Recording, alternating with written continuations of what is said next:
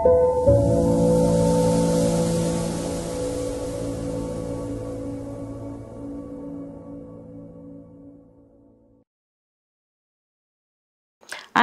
ఫ్యామిలీకి బ్యాక్గ్రౌండ్ అంటే cinema background ఏమన్నా ఉందా? గురుదత్ కజిన్స్ బిగినింగ్లో బాంబే వెళ్ళినప్పుడు గురుదత్ తల్లి ఫ్లాట్లో ఉంటుండే. అంటే వీళ్ళు తెలుగు వాళ్ళు కదా? లేదు, శ్యామ్ బెనగల్. ఒక చిన్న కమ్యూనిటీ ఉంది, చిత్రాపూర్ సారస్వత్ అంటారు. ఓ 20 సంవత్సరాల కింద సెన్సస్ చేసినప్పుడు 32,000 మంది, ప్రపంచమంతా. Very tiny community. మీరు కర్ణాటక వెస్టర్న్ కోస్టల్ బెల్ట్ చూస్తే సారస్వత్ చాలా మంది ఉన్నారు, కానీ వాళ్ళు గౌడ్ సారస్వత్, వీళ్ళు చిత్రాపూర్ సారస్వత్. గౌడ్ సారస్వత్ చాలా మంది, పై, కామత్, షనాయ్ వీళ్ళందరూ గౌడ్ సారస్వత్. వీళ్ళేమో బెనగల్, కార్నాడ్, హత్తంగడి వీళ్ళందరూ చిత్రాపూర్ సారస్వత్. షీరూర్. ఏం భాష ఉంది కమ్యూనిటీ? కొంకణి కన్నడ, కొంకణి మరాఠీ. కొంకణి భాష గురించి ఒక ఇంట్రెస్టింగ్ ఫ్యాక్ట్ ఉంది. కొంకణి భాష కాసర్గోడ్ ఏరియా, కేరళకి చెందింది. కాసర్గోడ్ ఏరియాలో కూడా మాట్లాడుకుంటారు, రాస్తారు. ఏ లిపిలో రాస్తారు? మలయాళంలో రాస్తారు. కొంచెం మీరు నార్త్ రండి, కర్ణాటక కొంకణి భాష ఒకటే, కన్నడ రాస్తారు, కన్నడ లిపి. ఇంకొంచెం పైకి వెళ్ళండి, కొంకణ్ ఏరియా, రత్నగిరి, మహారాష్ట్ర, దేవనాగరి లిపి భాష ఒకటే. ఇంకా పైకి వెళ్ళండి, Goa, Roman script, English script లో కొంకణి రాస్తారు, భాష ఒకటే, 4 రకాల లిపి. సో ఈ మధ్యలో కాన్స్టిట్యూషనల్ అమెండ్మెంట్ చేసి దేవనాగరి ఒఫీషియల్ స్క్రిప్ట్ అని కొంకణికి అసైన్ చేశారు. సో వీళ్ళు కొంకణి మాట్లాడతారు. సో ఆయన సినిమా ప్రస్థానంలో చాలా మైలురాళ్ళు ఉన్నాయి మనకి, అంటే మనం గర్వించదగ్గ, అంటే మేము ప్రత్యక్షంగా ఎప్పుడు చూడలేదు, ఆయన సినిమాలు చూడడమే తప్పించి. అయితే ఆయన తీసిన సినిమాల్లో అట్లానే సంవిధానం గురించి కూడా ఆయన చాలా సిరీస్ చేశారు, వాటి గురించి.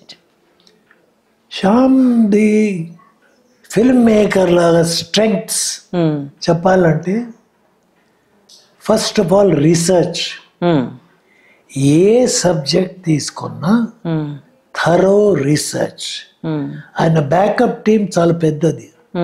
సంవిధాన్ అన్నారు మీరు, సంవిధాన్ కొరకు ఆయన టీము 500 పుస్తకాలు చదివారు అని ఆయన సొంతంగా నాకు చెప్పాడు. 500 బుక్స్.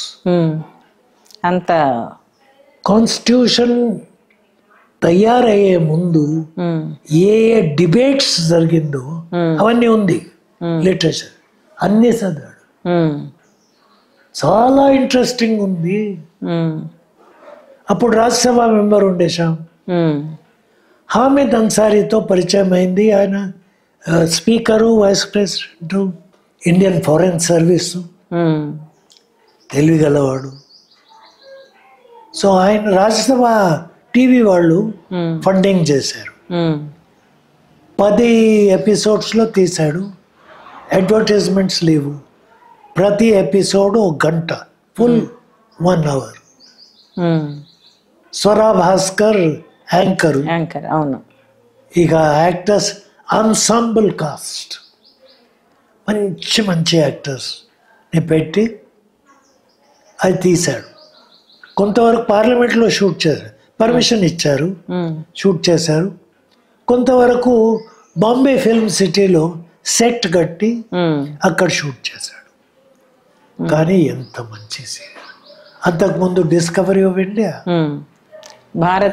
భారత్ ఏక్ ఖోజ్ 52 ఎపిసోడ్స్ నాతో చెప్పండి. అది చాలా చాలా ఫేమస్ అప్పుడు దూరదర్శన్లో.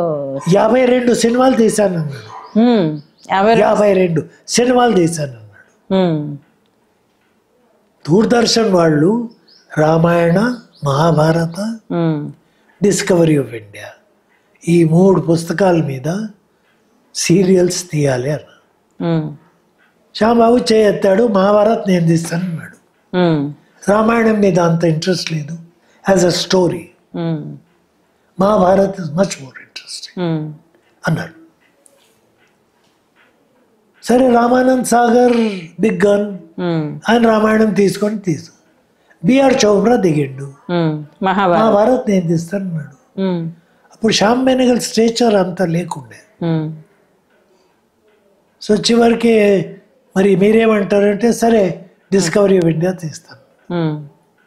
52 episodes, what are serial it was. ఈ మధ్యలో మంచి మంచి సినిమాలు అన్ని అవార్డు విన్నింగ్. అది కాక పద్మశ్రీ, పద్మభూషణ్, చివరికి దాదాసాహెబ్ ఫాల్కే అవార్డు ఇవన్నీ వచ్చినవి. ఇంటర్నేషనల్ అవార్డ్స్ వచ్చింది, పేరు పెరిగింది. ఇన్వైట్ చేశారు జూరీ మెంబర్గా. ఆయన సినిమాలది రెట్రోస్పెక్టివ్స్ పెట్టారు. పెద్ద పెద్ద మోంట్రియాల్, బెర్లిన్, కాన్, వెనిస్ ఫెస్టివల్స్లో ఈయన ఫిల్మ్స్ ఆడినవి.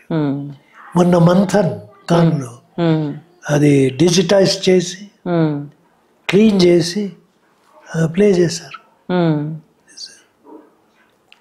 90 సంవత్సరాలు బతికాడు మానవుడు. Great film maker, great film. So ఆయన చనిపోయిన తర్వాత ఆయన మెమరీగా మీరేమన్నా చేశారా? చేశాము. నిజాం కాలేజ్లో చదువుకున్నాడు కదా. సో ఇప్పుడు మన దగ్గర పద్ధతి ఏంటి, అస్థులు రన్నింగ్ వాటర్లో కలపటం. కారణం ఏంటి, చివరికి అది సముద్రం చేరుతుంది అని. బట్ ఆయన పోయింది బాంబే, అరేబియన్ సీ పక్కన ఉంది.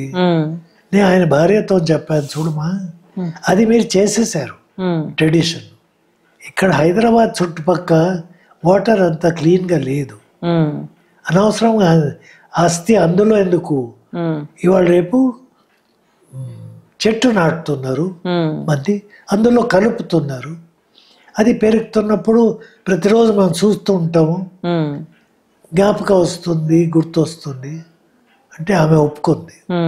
సో నిజాం కాలేజ్ వాళ్ళు కూడా చాలా కోఆపరేట్ చేశారు. వైస్ ఛాన్సలర్ కూడా కావాలంటే మీరు బొటానికల్ గార్డెన్లో పెట్టండి అని కూడా ఆఫర్ చేశారు. రమా యూనివర్సిటీలో చేసింది కదా, కాంటాక్ట్స్ ఉంది. సో తను కంప్లీట్లీ తను హ్యాండిల్ చేసింది. మంచి చెట్టు నాటినం, వాళ్ళిద్దరు వచ్చారు, అస్తులు తీసుకొని వచ్చారు, చాలా బాగా జరిగింది. చిన్న ఫంక్షన్ కానీ బాగా అరేంజ్ చేశారు.